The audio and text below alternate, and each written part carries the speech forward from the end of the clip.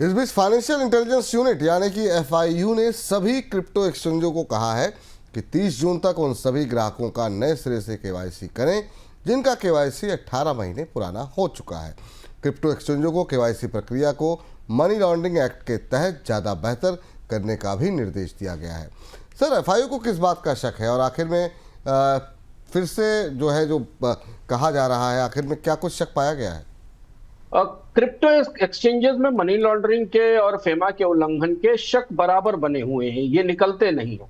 क्योंकि क्रिप्टो को लेकर सरकार के अपने नियमों में भी काफी कंफ्यूजन है। एक तरफ क्रिप्टो सुरक्षित निवेश भी है, दूसरी तरफ क्रिप्टो को लेकर सरकार के और आरबीआई के रुख में फर्क है। और इसलिए बार बार जो इंटेलिजेंस एजेंसियां हैं उन्हें क्रिप्टो में निवेश को जांचना पड़ता है। नया मामला ये है कि जो 18 महीने से पुराने कई अकाउंट हैं उनके बारे में ऐसी सूचना मिली है एफआईयू को, जो कि फाइनेंशियल इंटेलिजेंस यूनिट है भारत की। इसमें कई सारे अकाउंट्स की प्रॉपर नो योर कस्टमर या पड़ताल नहीं हुई है, केवाईसी नहीं हुई है और इनका इस्तेमाल क्रिप्टो में मनी लॉन्ड्रिंग के लिए किया जा रहा है। पिछले 3-4 महीनों में भी हमने देखा है क्रिप्टो में फिर से एक्टिविटी तेजी से बढ़ी है। बिटकॉइन के प्राइसेस बढ़ना शुरू हुए हैं, जैसे मंदी की संभावना बढ़ती है जो अल्टरनेट इन्वेस्टमेंट के माध्यम होते हैं वो बढ़ना शुरू होते हैं और इस वजह से फिर क्रिप्टो में हमें एक्टिविटी दिखाई दी और वहीं से जो मनी लॉन्ड्रिंग है उसका संदेह उभरना शुरू हुआ है। और इसलिए फाइनेंशियल इंटेलिजेंस यूनिट ने सारे क्रिप्टो से कहा है कि 18 महीने से पुराने जितने खाते हैं उनको पीएमएलए के तहत नए सिरे से जांच की जाए। आपको याद होगा कि एफआईयू ने पिछले साल जो बिनांस से था क्रिप्टो एक्सचेंज, उस पर 18 करोड़ रुपए का फाइन भी लगाया था केवाईसी उल्लंघन के लिए। कई सारे अकाउंट्स उसमें पाए गए थे जिनका पीएमएलए क्लियरेंस नहीं था, पीएमएलए कंप्लायंस नहीं दिखाया गया था। तो एक तजुर्बा भी है एफआईयू के पास कि क्रिप्टो एक्सचेंजेस में इसका खतरा हमेशा रहता है। इस बीच अमेरिका के ट्रेड सेक्रेटरी स्कॉट बेसेंट ने कहा है कि भारत ऐसा पहला देश हो सकता है जो टैरिफ के माहौल में अमेरिका के साथ ट्रेड डील को फाइल करेगा। उन्होंने बताया कि भारत के साथ द्विपक्षीय व्यापार समझौते पर बातचीत लगभग पूरी होने वाली है और अभी तक जो सहमति बनी है उसमें बहुत ऊंची टैरिफ नहीं है। बेसेंट ने कहा कि भारत में गैर टैरिफ बाधाएं बहुत कम है, करेंसी मैनिपुलेशन नहीं होता है, सरकारी सब्सिडी भी ज़्यादा नहीं है। ऐसे में भारत के साथ डील करना आसान है।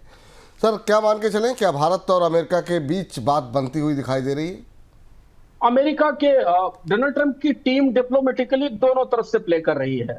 जेडी वांस जब यहाँ थे तो वो भारत को इस बात के लिए कह के गए थे कि भारत और अमेरिका के बीच समझौता नहीं हुआ तो बहुत बड़ा नुकसान होगा।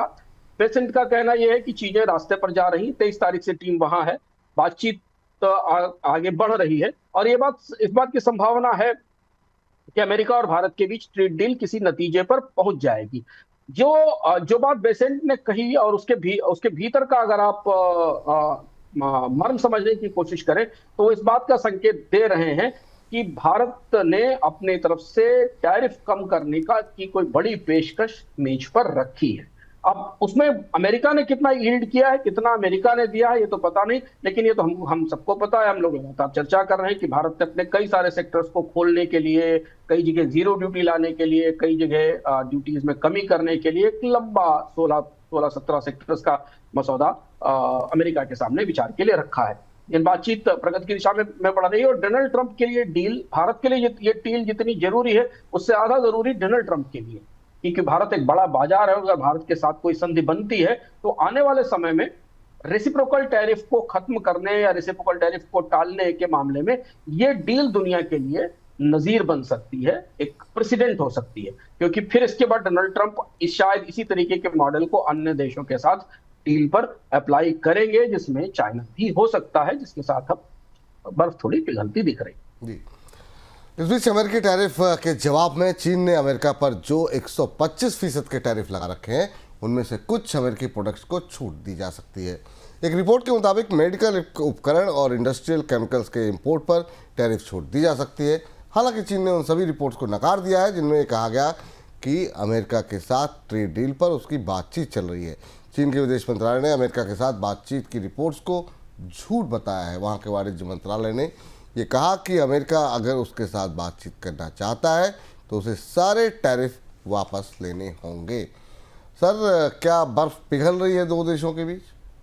हाँ, चीन की तरफ से आज इस बात का संकेत दिया गया कि एनर्जी, मेडिकल, फार्मा कुछ ऐसे सेक्टर हैं जहां उसने जो 145% टैरिफ अमेरिका पर लगाया है उसे कम करने पर विचार किया जा सकता है। ये संकेत दिए गए और ये संकेत कल जो रात का बयान आया था उससे थोड़ा रुख बदलने की तरफ का इशारा करते हैं। कल चीन की तरफ से कहा गया था कि अमेरिका जब तक अपने टैरिफ नहीं हटाता है तब तक कोई बातचीत होने की या किसी बातचीत का रास्ता नहीं खुला है। तो एक तरफ से आप देखें तो ये टैक्टिक स्टैंड है, क्योंकि डोनाल्ड ट्रंप थोड़ा पीछे हटे हैं तो चीन भी अपनी तरफ से रियायत देने की कोशिश कर रहा है, क्योंकि चीन के लिए भी अमेरिका का बाजार जरूरी है। और डोनाल्ड ट्रंप को तो सबसे ज्यादा चैलेंज आ रहा है एग्रीकल्चर में सोयाबीन के एक्सपोर्ट को लेके, जिसका चीन सबसे बड़ा ग्राहक है। और डोनाल्ड ट्रंप की दूसरी चुनौती है रेयर अर्थ मिनरल्स, जिनकी आपूर्ति अमेरिका के उद्योगों के लिए रुक रही है। दूसरी तरफ चीन की अर्थव्यवस्था पर गहरा दबाव है, व्यापार टूटने का खतरा है, अमेरिका के बाजार से मांग नदारद है। तो इस टैक्टिक स्ट्रेटेजी में ऐसा लग रहा है कि जल्दी ही, जैसा कि हम लोगों ने अपने कार्यक्रम में पहले बताया भी था, कि दोनों देश शायद किसी न किसी एक शुरुआती समझौते पर पहुंच सकते हैं, जिसमें डोनाल्ड ट्रंप के प्रशासन ने यह प्रस्ताव रखा है, जिस पर कल हमने चर्चा की थी विपुल जी, की अलग अलग श्रेणी के उत्पादों पर या पर अलग अलग तरीके की ड्यूटी लगाई जाएगी। तो ड्यूटी 30 से 35% हो सकती है व्यापक कंज्यूमर उत्पादों पर, कुछ चीजों पर 100% तक हो सकती है। तो बातचीत का एक रास्ता खुलता बनता दिखाई दे रहा है। और चीन, चूंकि एक चीज ध्यान रखना जरूरी है कि चीन ने डोनाल्ड ट्रंप के इसी रुख से उनके पिछले कार्यकाल में डील किया था, जो ट्रंप 1.0 कहा जाता है। उसकी जो नसीहतें हैं, 2018 वाली नसीहतें हैं, वो चीन के खासी काम आ रही है। चीन ने वो जो दबाव बनाया जिस तरीके का, उस दबाव का असर दिखाई दिया है कि अमेरिका की तरफ से भी से इस बात के संकेत दिए जा रहे हैं। आने वाले दिनों में, अगले 3-4 दिनों में, ये सबसे महत्वपूर्ण घटनाक्रम होने वाला है कि क्या अमेरिका और चीन के बीच कोई फॉर्मल इंगेजमेंट ट्रेड वार खत्म करने के लिए शुरू होता है। लेकिन ये संकेत इतने अच्छे हैं कि आज इसका असर आपको दुनिया के बाजारों पर दिखाई देगा, क्योंकि चीन की तरफ से भी नरमी बदल का संकेत दिया गया है। तो अमेरिका और यूरोप के बाजार, आप स्वाभाविक सी बात है कि इस पर उत्साहित होंगे। उन्होंने लंबे समय से वो ट्रेड वार के छाया के नीचे, आशंकाओं के नीचे चल रहे हैं।